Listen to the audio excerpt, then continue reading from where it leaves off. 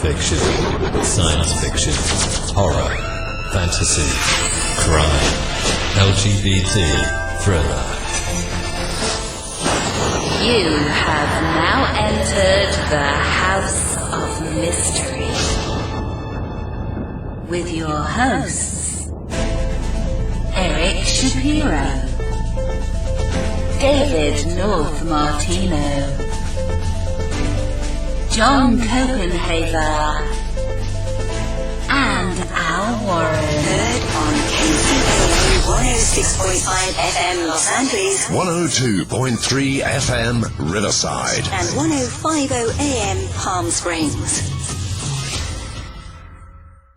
Today we are joined by a renowned author all the way from the UK, Jarone Macklin-Page. Thank you for being here. My pleasure. Thank you for having me here. So Jarone, let's because you haven't been on the show before, so let's talk about you. Is this your first book? It is, yes. The first book I've been able to complete writing. That is. Yeah. Now, what got you into writing a book? Like, what were you doing beforehand that led you to all of a sudden writing? Okay, so right into the meat and gravy of it then. So for me, I actually come from an acting background, and I trained at a Tagliaconte drama school over here in the UK, and I used to do that professionally, but as is so often the way with many actors, I wasn't able to continue doing it. So I kind of got into the sort of the everyday life, the real jobs that people like to talk about, side of life, and I ended up, whilst in those jobs, I ended up getting a rather nasty back injury. And I found myself in a situation where I desperately wanted to get back to creating, but I knew I couldn't go back into acting or directing because of the movement issues that I had. So something that I'd always wanted to try and do was to write my own book. And so I thought, well, I'm in a position where I can't move very much. My options for creativity are quite limited at this point. So if there's ever going to be a point where I will sit still for long enough to write a book, I think now would probably be the point. Well, it's interesting, but because that's a big venture. Were you concerned that you weren't a writer and you were going to write a book? And I mean that in the sense of the training of being a writer, just like you were, of course, being an actor, and you took some training because you want to get good at it. So did you do anything to prepare? 100%. So when I first came into the idea of writing a book, it's something that I've wanted to do since I was, before I even turned 20. I had a slightly bigger step to tackle than what perhaps some writers do. So not only had I not actually gone through the formal sort of literature training, but I'm actually classified as dyslexic. So my hurdle towards actually writing a novel in the first place was huge. But within my kind of work life, within my personal life, I always pride myself on being someone who doesn't see the obstacles. I look for the opportunities. And so when there is a problem that is in front of me, or where I identify one of my weaknesses, I always look to try and find something which will compensate for that. So I realized that writing my very first novel, there are vast amounts of people out there who were vastly more qualified to go out and do that. But I also realized that if I go out and utilize those people's experiences around me, and if I study how to break down a good story, I can use all of what I learned as an actor to bring that together to make a very, very good book. So one of the things that I looked at is I took my acting training and my ability to write film scripts, because that's something I'd done before. And I'd actually worked as a columnist when I was younger as well. And I took all of that over into my work with novels and started to break down like the works of directors who I really liked. So Steven Spielberg, for example. I think I broke down, it was around about 15 of Steven Spielberg's films to look at the journey that he goes on throughout those movies. and to try and make sure that those story arcs are coming in. I also went off and read things like Saving the Cat within the books, listening to audiobook after audiobook on the structure of what a novel should take, as well as watching many hours of video on YouTube as well. I think Brendan Sanders was delivering some really nice pieces around the art of writing and how to write a good novel, and there were lots of other YouTubers who were talking about how to go out there and find your niche and all of those kind of things. So before I even started writing my first novel, I'd already attempted to write a book probably about, say, 6-7 times in fairness, but I'd also written my own work when it came to film. So I'd actually written and directed around about four films by that point, all very low budget, but all following that same sort of narrative, and then looking to expand that over into the novel format. Wow. But it's quite different when you write a script as compared to writing a... Massively. Yeah, like it's a different... Massively. It's a different way. So the Founder Seeds Awakening, how did you choose this type of book? And I mean this in the sense, okay, so you've got a little bit, you've been writing for things and you've got all this creativity. How did it become the Founder Seeds? Like, what made you choose this direction? So when I actually started the process of writing the Founder Seeds, I had no idea what it was going to be. And that is the God's honest truth. When I sat down, I remember sitting down at the same computer I'm sitting down and talking to you guys now on, and thinking, right, how do I start a story? Because it's a big thing, it's a big undertaking. You're going to write a novel which is going to be at least 70,000 words long. So that start point is very crucial. And for me, when I was thinking about where to start, there was this story that I remember from when I was a kid. It was something when, back in the UK, I was driving back late one night from a place called Norwich, which is in Norfolk in the UK, and I was driving home on my moped. And on the way back, I actually stopped off at one of the public loos on the way back home, as you do. And I remember being in that loo, and I remember thinking to myself, how weird would it be if some sort of monster came into this toilet right now and it was being chased by a group of government agents that were trying to keep it all secretly under wraps from everyone, like a proper kind of Men in Black sort of style. And so I remembered that. I've remembered that ever since I was about 19 years old. And so when I sat down to start writing the book, that's where I started. And I thought to myself, how am I going to tell this story? I need to play to my strengths. I am not someone who has a literary background like the greats. I'm not going to create something which has all of the wonderful flourishes of all of the early writers. But what I can do, and what I'm very good at, is telling a story from my perspective. Talking through the emotions which are going on, talking about the thoughts which are going on. And so that was the shape that I decided to start the journey on. And I used my sort of acting background to actually create the characters before the story. And the story ended up evolving from choices the characters made. And ironically, when I was working through it, I'd mapped out where I thought the characters were going to go. I'd mapped out how the story was going to end.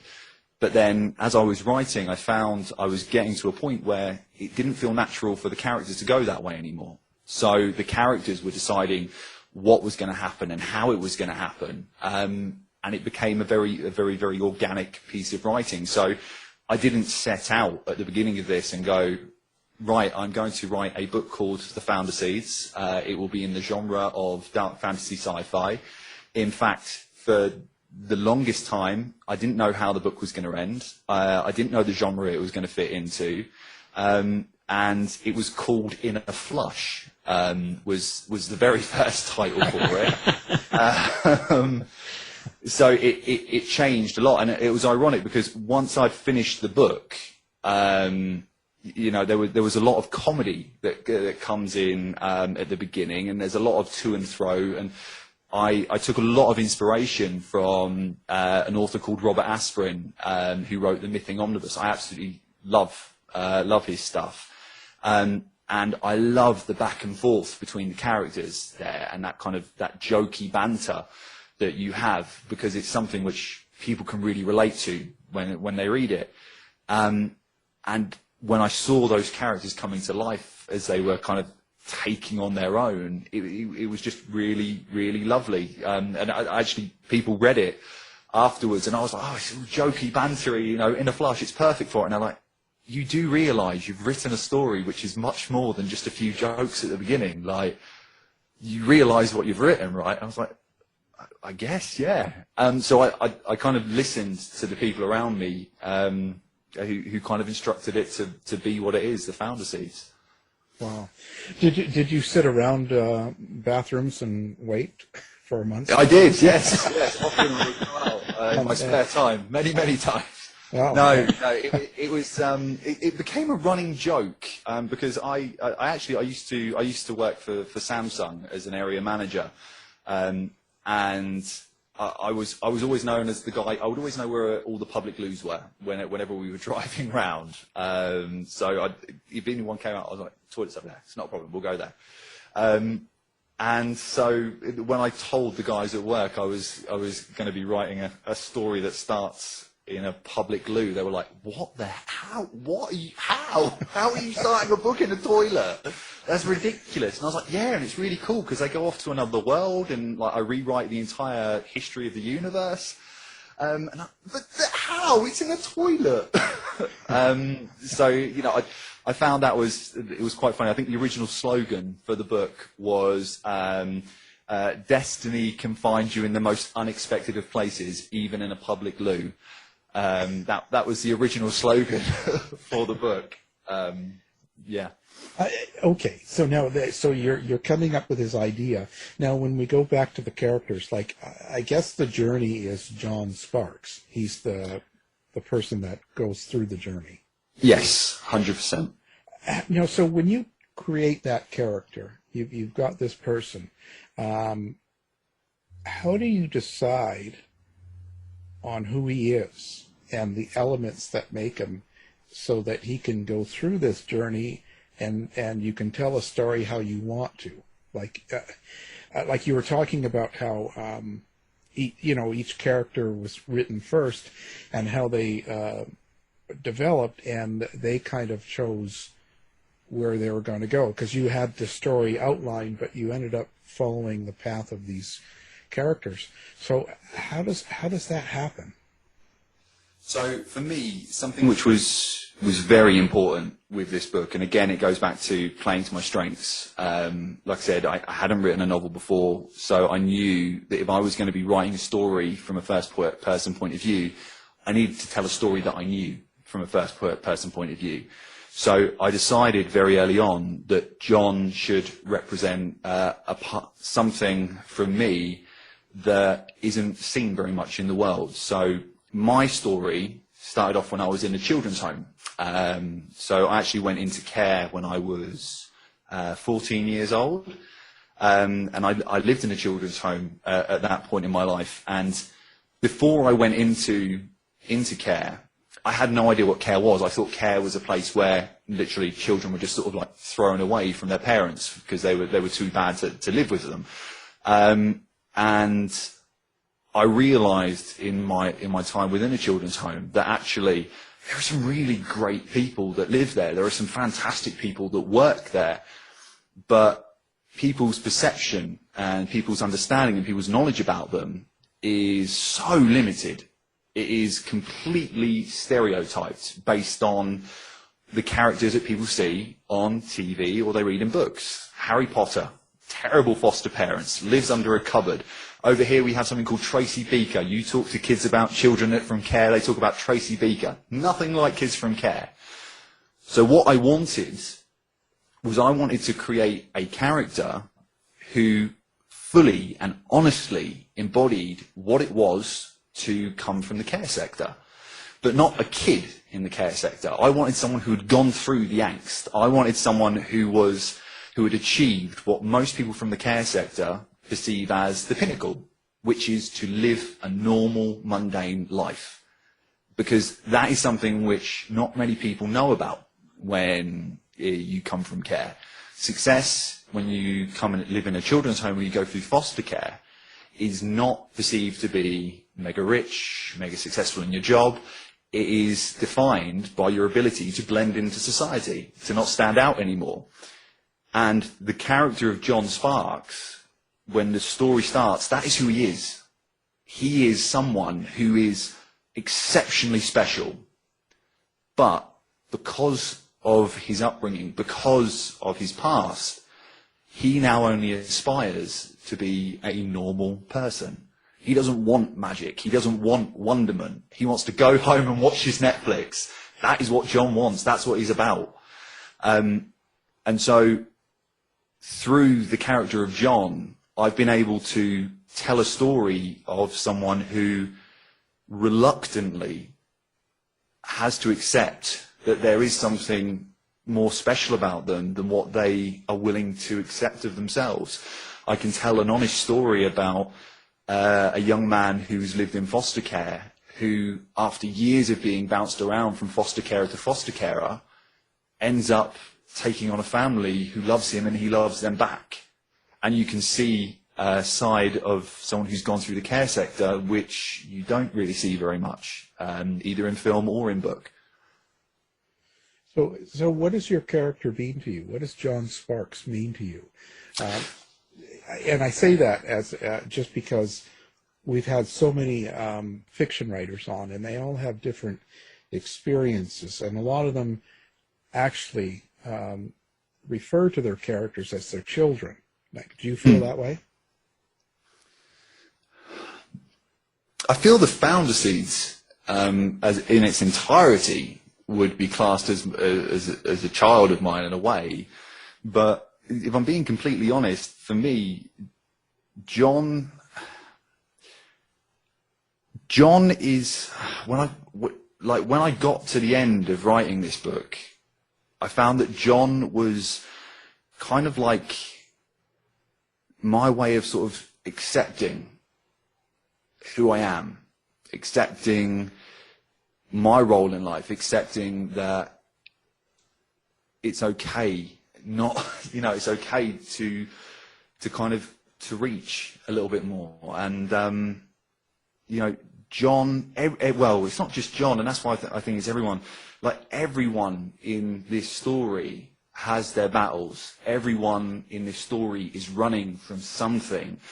That's why I kind of hesitated when you said it's about John, because it's a story told through John's eyes, but everyone in this story has their battles that they are going through. Everyone that you encounter has lost something in the same way as everyone in life has lost something. So I put a lot of my soul into this in the same way as I suppose every writer will do, I suppose.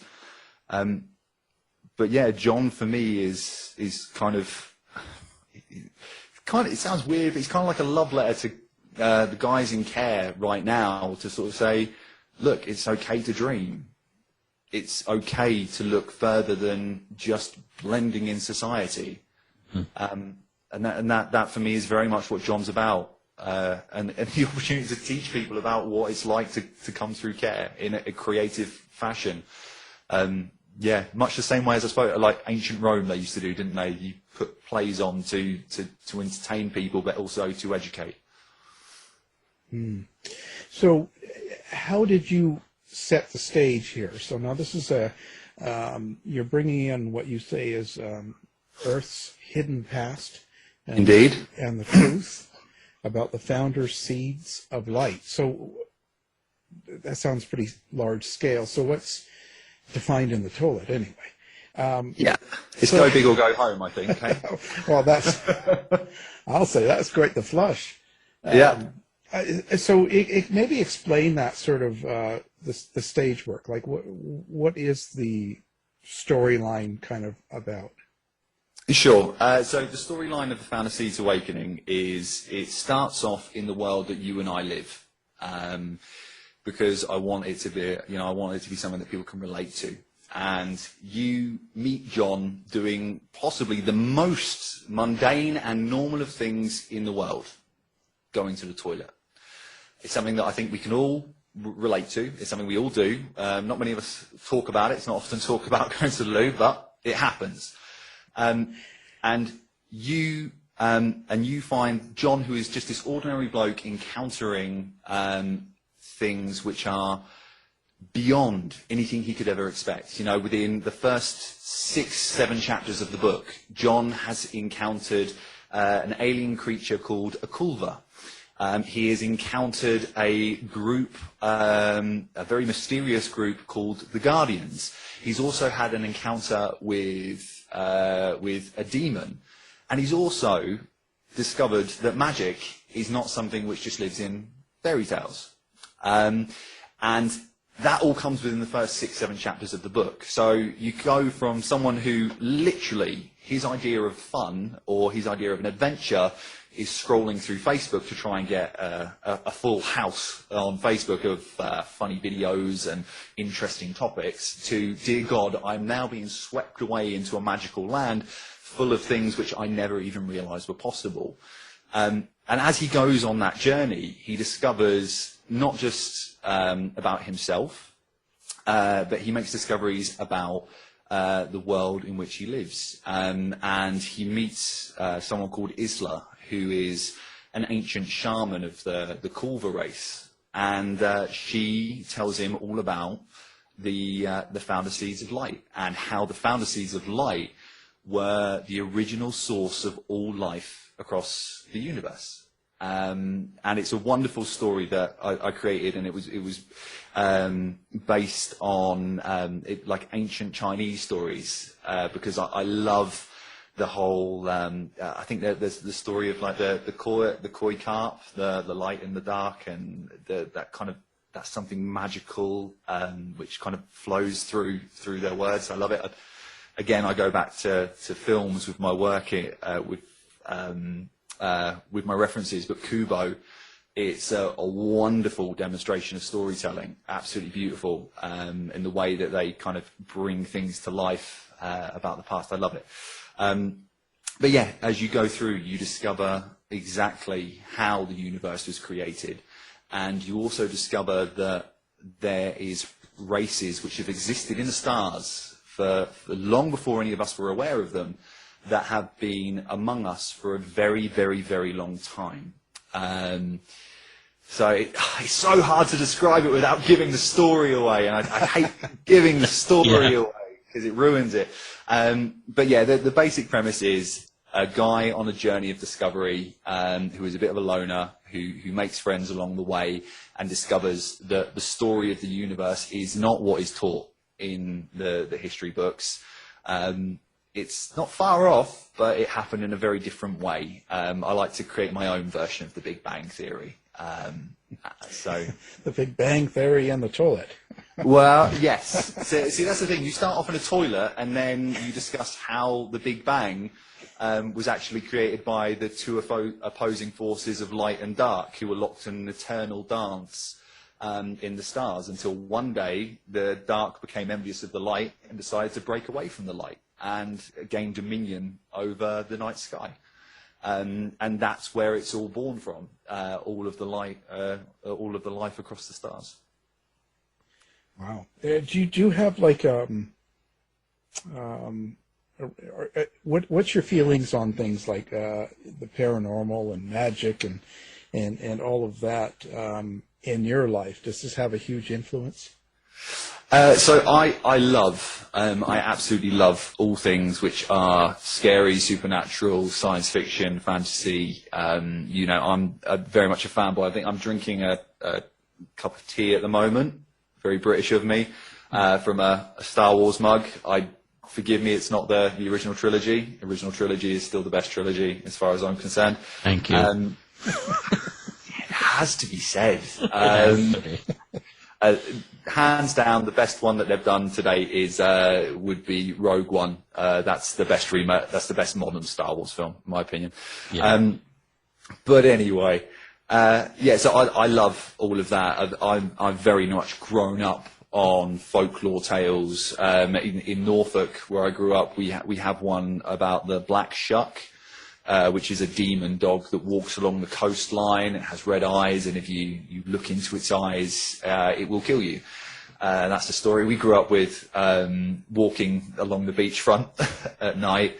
But I very much enjoy paranormal. In fact, Neil Story, someone who I've worked with both as an actor and we discuss things on writing.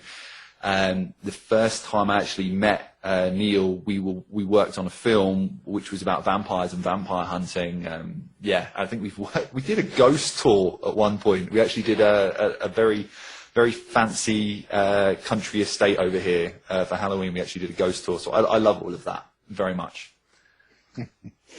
Yeah, I could see Neil on a ghost tour. Yeah, he is very good on a ghost tour. He loves a ghost tour.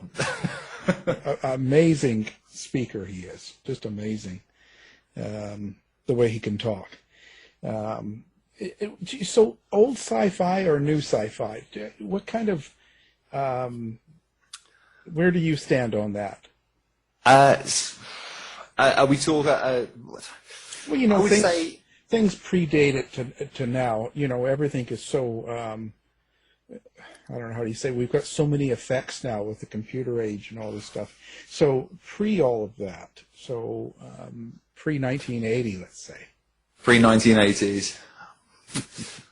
So I would say the science fiction which is coming out from a film basis these days is by far, in some ways, by far, spectacular-wise, it is by far superior to the old stuff.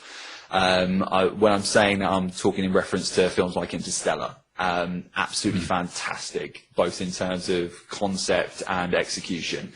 But when you're looking to sort of the early sci-fi, when you're talking about The Fly or the remake of Dune, which is coming out, and obviously that was based on the book from Frank Herbert, that was fantastic. And it's timeless. People still go back and watch that kind of stuff now. I think I just found it on my Netflix, so I'll probably be watching that myself again soon. So concept-wise, I think it was the stuff which was delivered sort of 70s, 80s was fantastic. But in terms of execution and spectacular, like the spectacle of it, you cannot beat the modern stuff, in my opinion, except from Star Wars, because I think the special effects were not good enough to maintain it. Good idea, but poor execution, in my opinion. So when it comes to world building, do you have any, it sounds like you've built quite a world here, and do you have any sort of heroes that you look to for world building, like H.P. Lovecraft or Tolkien or someone like that? So for me, it goes. I go back to Robert Aspirin again, because for me, the thing which I loved about Robert Aspirin was he was not only the world that he built was based on the character interaction, and that was what kept me going through it, because I was genuinely interested about the characters. And the way that he described things, in the same way as Terry Pratchett. I love the way that Terry Pratchett describes things in his books. There's an observation about, at the beginning of, I've forgotten what the name is, but there's an observation in the beginning of one of his books where the turtle is describing how the turtle is used to only being an inch off the floor, and as he's lifted up by the eagle, he's actually hundreds of feet off the floor. And it's those special little details which are quite often neglected, which I really, really enjoy, or concepts which don't often come in. So with Robert Aspirin and the Mything Omnibus, I loved the idea that magic wasn't just something you could pluck out of the air. It wasn't just something that was like, oh yeah, I'm a wizard, I can do it wherever. within the Mything Omnibus, there were veins that ran through the earth. And the closer you were to those veins, the more powerful your magic was. And I loved that as a concept, in the same way as I loved the idea of the planet called Bazaar, a planet which was a market stall. And the wonderful thing about it was the stalls on this planet were never in the same place twice. They would always move. So whenever you would visit this planet, you had to go somewhere different. And if you got separated from someone, you would have to try and find them again, even though you'd just walked off a couple of centimetres away. And I love that for creativity. I actually found when I was listening to Tolkien, because again, where I'm dyslexic, a lot of my reading comes in audiobook format, because I find that's a more accessible way for me to read. And when I'm listening to Tolkien, don't get me wrong, I'm a massive fanboy of The Lord of the Rings, but I found it actually quite frustrating, all the songs, I have to say. They're singing again. I found it really frustrating, and that isn't me hating on Tolkien. You know, no. I think the guy has created the most wonderful worlds for people to enjoy.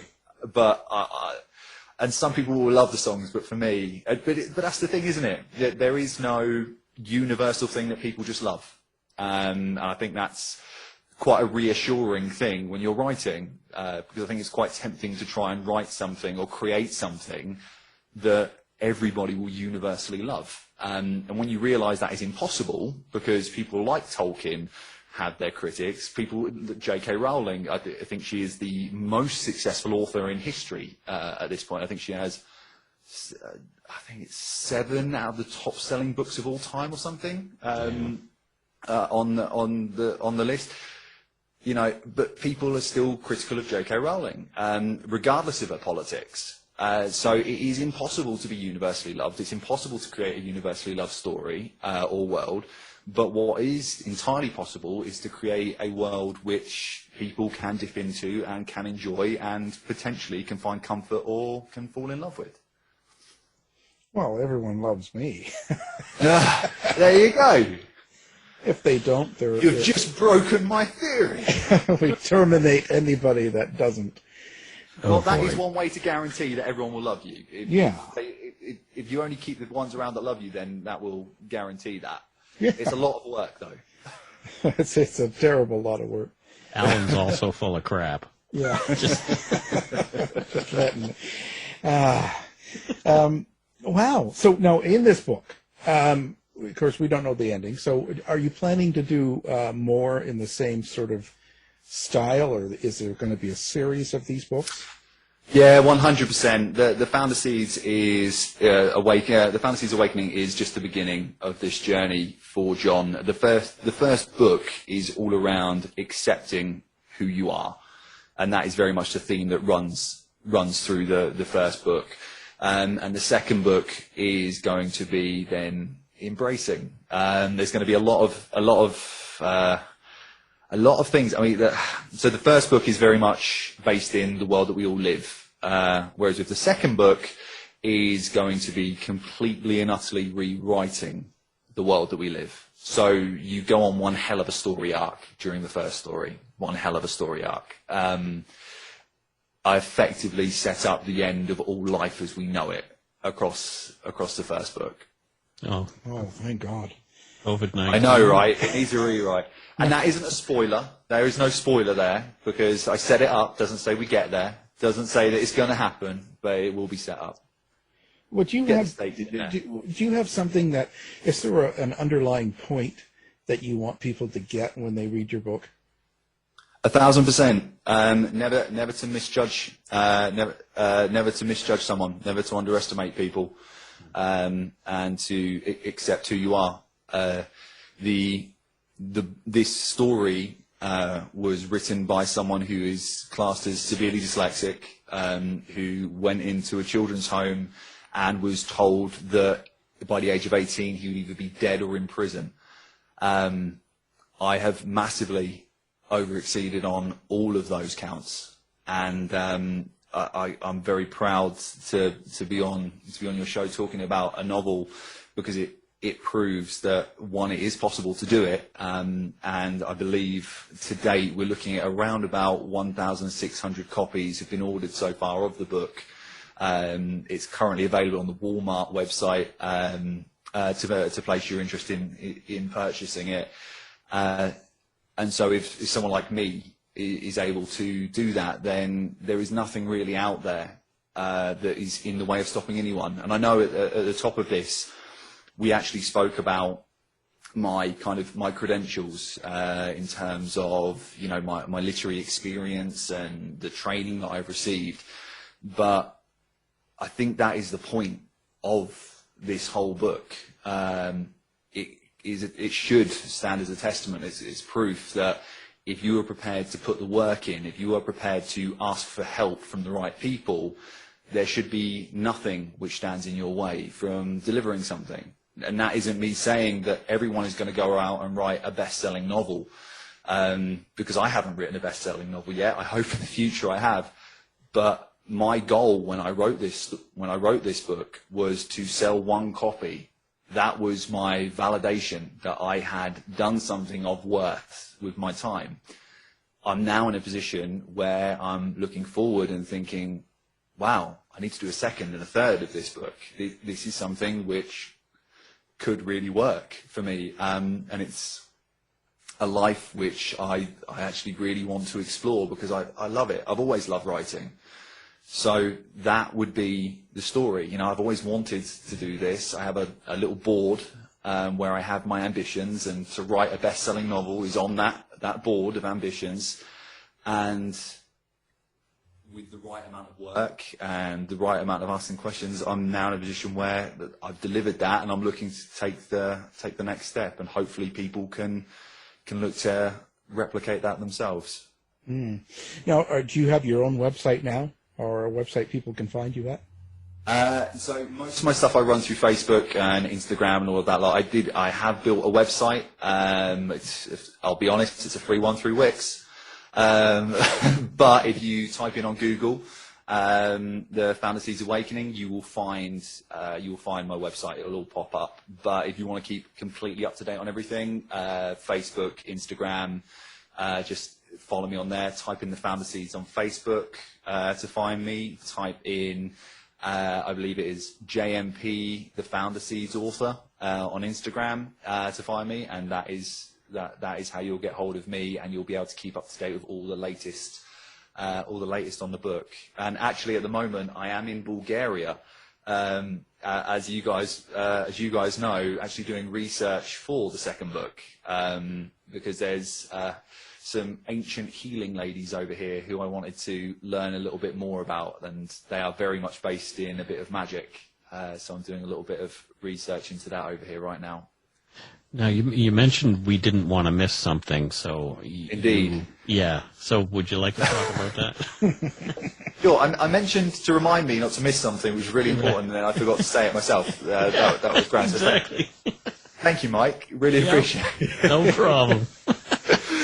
So something I wanted to make sure that I mentioned with the book is that because, I come from that background of living in foster care, living in children's homes and foyers, etc., I've actually set up that a percentage of any profit made from the book will be going to those charities. And the idea is that a fund will be made to help young people who are going through that, to go on to achieve their goals, to achieve their ambitions, in the same way as I was helped at that age to go off and achieve mine. So hopefully, not only will people come off the back of this book and maybe feel a bit inspired that, hey, and want to go out there and give it a go themselves, but hopefully people who are less fortunate than the many out there will also benefit and get opportunities that otherwise would go passing them by. Great. Now, you're going to have a Black Friday sort of sale coming up here? I am indeed. Like the entire rest of the universe, I will be having my book on sale over the Black Friday week. In fact, so it'll be running from the 20th of November all the way through to the 27th of November to make sure that I can offer it to you good folks over the pond, as well as the ones over on my side of the pond. So yeah, it will be getting offered for 99 cents on ebook format, and it will be getting offered for, I believe I'm going to be offering it for either $10.98 on paperback formats, but I may be taking that down a little bit, so you'll have to watch this space. I may decide to sneak it down below the $7 mark. Well, we will post everything on our website, so people listening can do one click and pick up your book or find you on Facebook. Thank you very much. Now, so this has been great. Have you had writer's block? Did you have any problem with that when you were being first book? So there was one chapter. There was one chapter that I got to, and it wasn't so much writer's block. It was more like a life block. It seemed like every time I tried to move forward with that chapter, something in my life was happening to stop me writing. But it was at the halfway point, because I remember I watched I was watching a video around key mistakes of writers or things to avoid, and one of them was the halfway hump. And it was saying about how the most common mistake that a lot of writers make is you start off a story and you've got all of this energy because you're like, oh, I've got this story to tell, it's really exciting. And then you've got an end bit, which is really exciting that you want to tell. But then you've got a middle bit to get to. And they were saying what seems to happen is you start off really excited and then you just do that. And then you get up to there. So they said the way to get around that is to make the middle really exciting. So I went ahead and made the middle really exciting, because I wanted to make sure I was engaged through it. So I didn't suffer with writer's block. I actually managed to write the story itself in 6 months. It took me to write. So I had 6 months to write it, and then 6 months of revisions, which included me reviewing it personally for 3 months, and then I had 6 test readers review it, Grammarly reviews naturally. Then it was sent over to a professional editor to get to do proofs on it as well, and then it had another final read from another 2 proofreaders before it even went out into the wide world, because I wanted to make sure it was as close to perfect as possible before I let it fly the nest. Back to the child thing, right? Yeah. Well, how do you feel? How do you feel? Do you feel confident now? Like when you go to do this next book and you're putting together everything now, but when you go to actually write it and put it out, do you feel like you've stepped up? Do you feel like confident in what you're doing? Oh, I feel it's a wonderful process to go on writing the book, because when I first started, obviously I had no idea what I was doing. And by the end, when I was going back and I was doing like my 10th read through, I'm looking at things and I'm learning all of the time. And I'm like, that was silly. We need to change that. Like, and I'm talking to myself in a third person, and I'm like, why have you done this, Jarone? Come on, let's keep this going. And I found that as I went through, my technique that I was using was improving all of the time. So going into this next book, I suppose I am more confident from the point of view of I know I can do it. I know I can write something to it in its entirety, and I've learned a lot along the way. But equally, I know there is still a hell of a lot that I have to learn moving forwards. I know that my books will get better as I go along, but I take a lot of pride in knowing that my book at the moment has started off at a very, my first book has come in at a very good place. I take a lot of heart in that. It's a good starting mark to go from, and I think it is a wonderful story. And for me, I take most heart from when I get my feedback from readers. When I have readers that are getting in touch with me and saying, Jarone, when's the next book out? Come on, I need to read it.